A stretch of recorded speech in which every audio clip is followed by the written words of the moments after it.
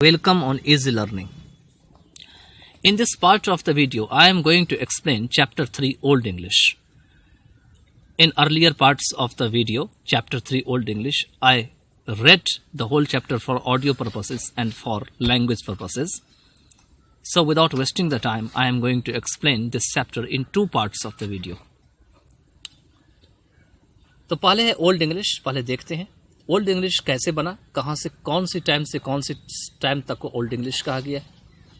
तो the first period of the history of English is referred to by one of the following names, old English.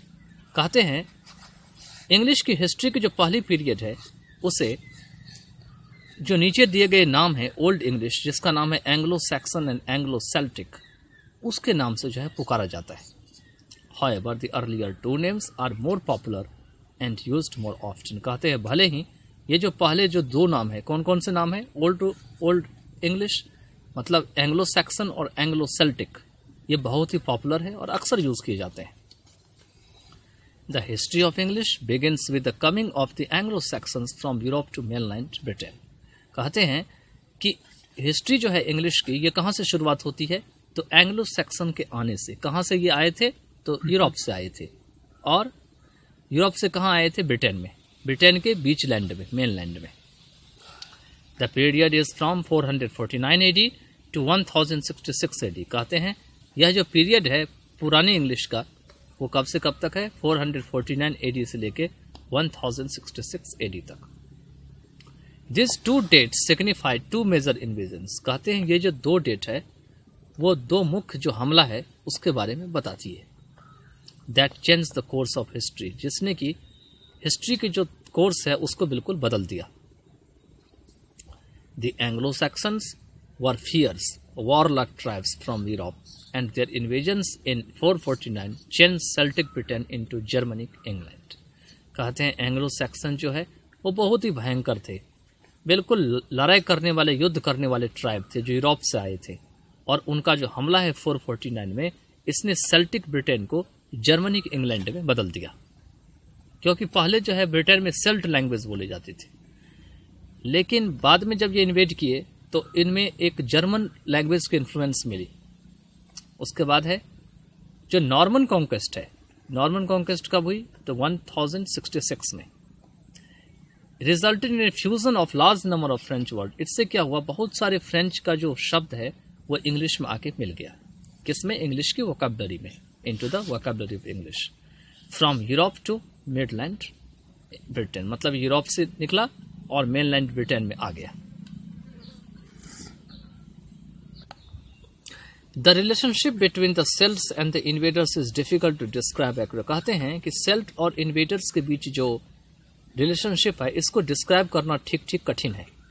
But they seemed to have settled down side by side in more or less peaceful contact with Anglo-Saxons. कहते हैं लेकिन ऐसा मालूम पड़ता है कि वो किसी न किसी तरीके से जो है शांतिफुल रूप से जो है एंग्लो सैक्सन्स के साथ जो है वो सेटल हो गए. And combined to produce several kingdoms, और उसने बहुत सारे जो किंगडम्स हैं उनको बनाना शुरू कर दिए, जिससे कि एंग्लो सैक्सन हेप्टार्की कहा जाता है. The leadership of these kingdoms gradually passed into the hands of the Saxon because of their better political understanding. कहते हैं इन किंगडम के जो लीडरशिप है वो धीरे धीरे क्या हुआ, तो सैक्सन्स के हाथों में चला गया, क्योंकि उनका जो मतलब पॉलिटिकल अंडरस्टैंडिंग था वो अच्छा था. मतलब एंग्लो और सेक्शन दोनों दे रखा है. तो जो लीडर बने, इसमें से लीडर जो निकले बाद में नेता बने, वो सेक्शन में से बने थे. The Celtic languages were not used, क्योंकि जो शुरुआत में जो इंग्लैंड में बोली जाने वाली सेल्टिक लैंग्वेज थे, अब वो किसी भी पर्पस के लिए उनके द्वारा नहीं बोले जाते थे. Neither did this languages influence the Saxons, और ना ही ये लैंग्वेज जो है सैक्सन को कोई प्रभाव डालते थे. Therefore only handful of Celtic words exist today. इसीलिए कुछ ही जो है मुट्ठी भर सेल्टिक वर्ड्स आज जीवित है. And most of them are names of places और रिवर्स, और वो जो वर्ड जीवित हैं उनमें से बहुत सारे जो हैं वो रिवर्स के नाम है, प्लेसेस के नाम है. Some of these better known are the follows. इनमें से कुछ जाने माने नाम नीचे दिए हुए हैं जो सेल्टिक वर्ड हैं. मतलब बहुत सारे वर्ड सेल्टिक होंगे जो पहले से डेड हो गए होंगे, लेकिन जो बचे खुचे हैं वो अब दिए हुए हैं। इसमें से जो है प्लेस का नाम, ये सेल्टिक है, Dover, Cumberland, Kent, London, York. Names of reverse है एवॉन, थेम्स, ट्रेंट, डी और डरवेंट।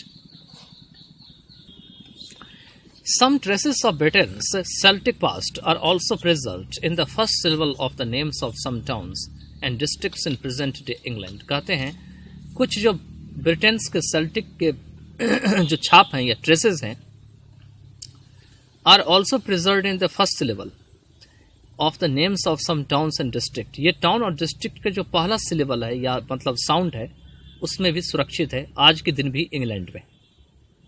दीज आर, कौन कौन से वर्ड है वो देख लीजिए। सेल्टिक के साउंड का है जो वर्ड के स्टार्टिंग में वो साउंड है, जैसे कि Manchester, Winchester, Worcester, Gloucester, Lichfield, Salisbury और Exeter. Another class of Celtic words preserved in modern English, कुछ और सेल्टिक वर्ड की क्लास है जो मॉडर्न इंग्लिश में बची खुची है, मतलब प्रिजर्व है, सुरक्षित है। आर वर्ड्स, वो ऐसे वर्ड हैं कनेक्टेड विद रिलीजन और रिलीजियस एक्टिविटीज, जो कि धर्म या धार्मिक कार्यों से संबंधित है। डायलेक्ट्स ऑफ ओल्ड इंग्लिश, कहते हैं पुरानी इंग्लिश जो है उसके डायलेक्ट। डायलेक्ट क्या होते हैं? जो स्थानीय भाषा होती है उसको डायलेक्ट कहा जाता है। There is a clear line of descent from the speech of the Anglo-Saxons to modern English in matters of sounds, vocabulary, grammar and spelling। कहते हैं कि जो एंग्लो सैक्सन्स की स्पीच के जो साफ साफ जो क्लियर लाइन है वो मॉडर्न इंग्लिश में दिखाई पड़ती है। और वो कैसे दिखाई पड़ती है? जब हम साउंड में जाते हैं, वोकैबुलरी में जाते हैं, ग्रामर में जाते हैं और स्पेलिंग में जाते हैं। But old English was not a single uniform language, लेकिन कहते हैं ओल्ड इंग्लिश जो है वो एक ही मात्र जो है वो बना चुना हुआ लैंग्वेज नहीं था। We can distinguish 4 dialects in old English. कहते हैं ओल्ड इंग्लिश में हम 4 डायलेक्ट को अलग अलग कर सकते हैं। They are Kentish, Northumbrian, Mercian and West Saxon. मतलब ये 4 प्रकार के डायलेक्ट्स थे जो ओल्ड इंग्लिश में बोले जाते थे। Thus it can be said that old English was dialectical, और इस तरीके से कहा जा सकता है कि ओल्ड इंग्लिश डायलेक्टिकल थे। This is understandable because 3 different Anglo Saxon tribes were involved. यह समझने योग्य है क्योंकि 3 जो अलग अलग जो एंग्लो सैक्सन ट्राइब थे वो इसमें शामिल थे। And it was but natural that A variety in languages existed. लेकिन यह प्राकृतिक है, नेचुरल है कि बहुत सारे लैंग्वेजेस जो है वो अभी भी जीवित है या एग्जिस्ट करते हैं। Some characteristics of old English. Old English की कुछ विलक्षण विशेषताएं। Some features of old English make it very difficult to read understand the text of this period. कहते हैं इस पीरियड के जो टेक्स्ट हैं उस टेक्स्ट को समझने में या उनको पढ़ने में जो कठिनाई होती है बहुत ज़्यादा, वो कुछ फीचर्स हैं जो ओल्ड इंग्लिश में दिखाई पड़ती है। The language looks different because of its alien spelling. कहते हैं कि लैंग्वेज बहुत ही अलग मालूम पड़ती है इनकी विदेशी स्पेलिंग के कारण, एलियन स्पेलिंग, क्योंकि ये इंग्लैंड की अपनी स्पेलिंग नहीं थी। अनफैमिलियर वोकैबुलरी, इनकी वोकैबुलरी भी फैमिलियर नहीं थी, लोग इससे परिचित नहीं थे। And a totally different grammatical structure, और ग्रामर से जो लिखते थे ये लोग, वो ग्रामर से लिखने का तरीका इनका बिल्कुल ही अलग था। The writing system of old English is very different from what we find with today. कहते ओल्ड इंग्लिश के जो लिखने के तरीके थे वो आज जो हम लिखते हैं उनसे बहुत अलग थे। When the Anglo Saxon came to England they used a system of writing. कहते हैं जब एंग्लो सैक्सन इंग्लैंड में आए तो उनको लिखने का तरीका जो है जो यूज करते थे, मतलब एक कहते हैं एक राइटिंग को जो है सिस्टम को उन्होंने यूज किए, which was in use in the northern and western part of Europe, जो कि नॉर्दर्न और वेस्टर्न पार्ट जो है यूरोप के उसमें यूज किए जाते थे। Present day Germany and Scandinavia, और आज के दिन में जो नॉर्दर्न और वेस्टर्न पार्ट में जहाँ पे यूज किए जाते थे लिखावट के रूप में वह है जर्मनी और Scandinavia. This writing system use the runic alphabet. ये राइटिंग सिस्टम में रूनिक अल्फाबेट यूज किए जाते थे। The runic character were composed of sharp straight lines without curves. ये जो रूनिक कैरेक्टर है ये शार्प स्ट्रेट लाइन मतलब ये सीधे लाइन जाती थी बिना किसी घुमावदार के, उससे बने हुए थे।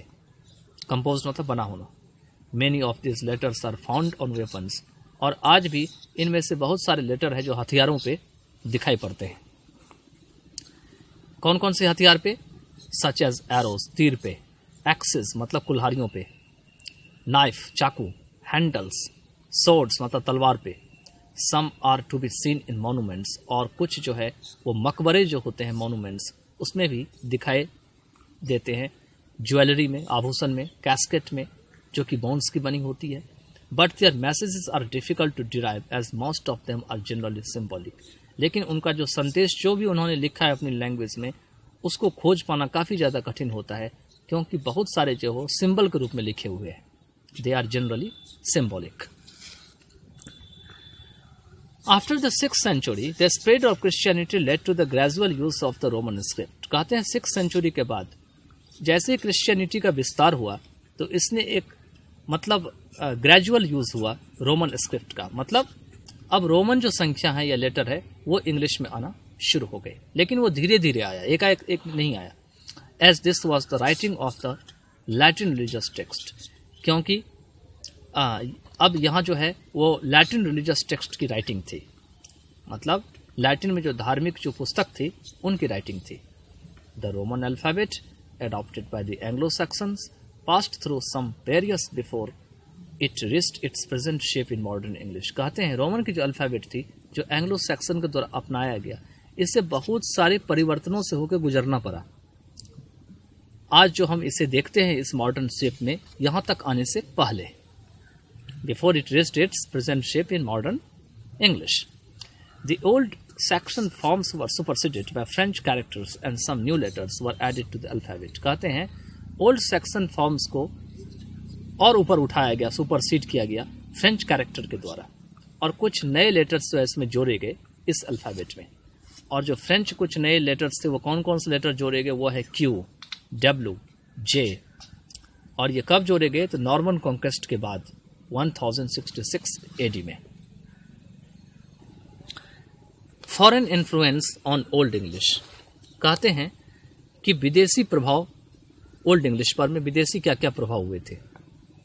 The story of English is the story of repeated intrusions of foreign elements into the English vocabulary. कहते हैं कि इंग्लिश की जो स्टोरी है ये स्टोरी वो स्टोरी है जहाँ पर में एक लगातार जो है समावेश या इंट्रूजन जो है वो इंग्लिश के वोकैबुलरी में होता चला गया, और ये थी फॉरेन एलिमेंट की, मतलब विदेशी शब्द जो है इंग्लिश में समाना शुरू कर दिए। From the earliest times, the country has been subjected to successive aggressions by foreign invaders such as the Romans। कहते हैं आरंभिक समय से ही जो देश है वो जो है लगातार जो मतलब एग्रेशन है या हमला है फॉरेन इन्वेडर्स के द्वारा, जैसे कि रोमन्स के द्वारा, उससे सफ़र हुआ रहा है या उसका सब्जेक्ट बना है, उसकी विषय वस्तु बनी हुई है। अब कहते हैं इसमें जो फॉरेन इन्वेडर्स थे जो आए थे और इसको अपना विषय बना लिए थे वो थे रोमन्स, फ्रेंच और Scandinavians. Earlier they brought their 2 languages. शुरुआत में तो अपने साथ 2 ही लैंग्वेज लाए थे, but later bestowed on English a fair share of their vocabulary. लेकिन बाद में इंग्लिश में उन्होंने क्या किए, अपने अपने वोकैबुलरी जो शेयर थी उनके वो भी मिला दिए। In the old English period the 2 major influences were Latin and Scandinavians. कहते हैं कि ओल्ड इंग्लिश पीरियड में 2 जो मुख्य प्रभाव है इंग्लिश के ऊपर वो थी लैटिन की और स्कैंडिनेविया की। तो I will explain the rest part of this chapter in next part of the video.